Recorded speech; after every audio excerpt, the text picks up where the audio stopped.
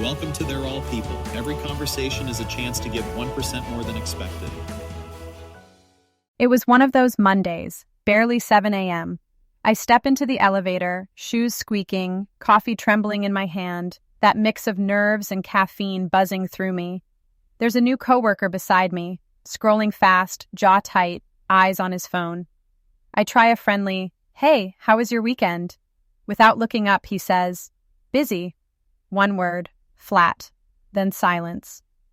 You know how elevators make sound when they're too quiet? That faint hum that makes every second feel louder? I could feel my heart drop into that space between us.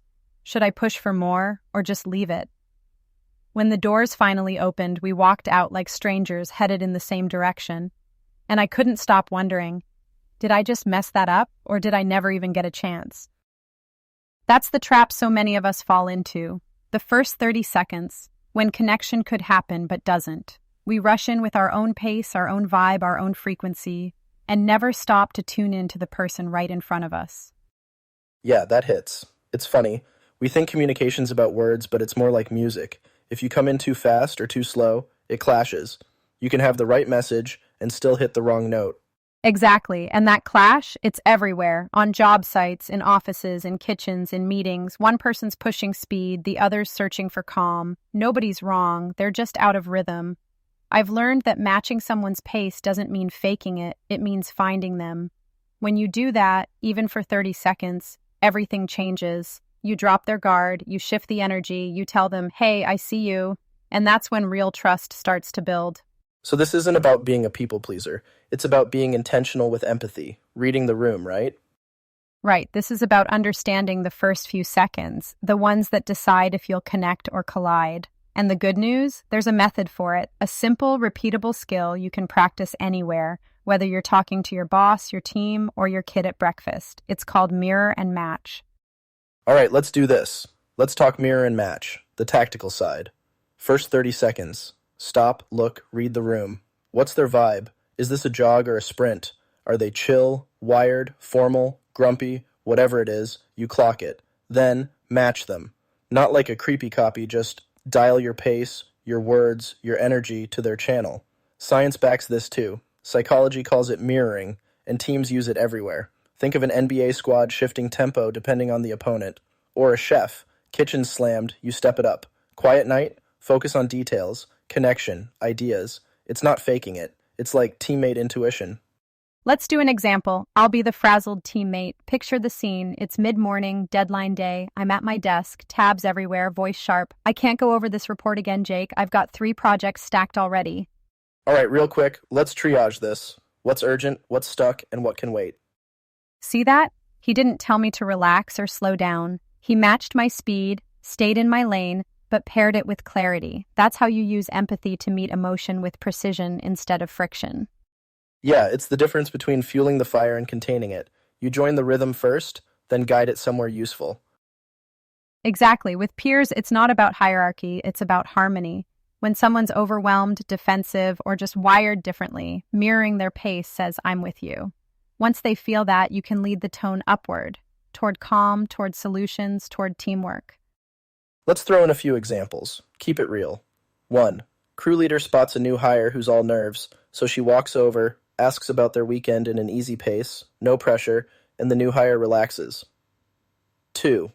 In a client meeting, you got the head nodder who never talks. You quietly mirror their body posture, soon they're actually talking back. 3. Got a teammate who's fired up and mad? Instead of telling them to calm down, you hear them out, match the energy, then slowly draw them away from emotion and toward solutions. 4. In a warehouse, 2 people are arguing about a shipment. A teammate steps in, calm but firm, echoing their tone. "Hold up, sounds like both of you just want it fixed fast. Let's line it out." Matching urgency, not volume. 5. At a coffee shop, the barista's clearly slammed. Short answers, laser focus. You keep your order tight, clear, and kind. Medium latte, take your time. These are tiny but huge. Pace before persuade. That's the move. Here's where you make it real. Try this tomorrow. Every time someone comes up, pause. Give it 10 silent seconds.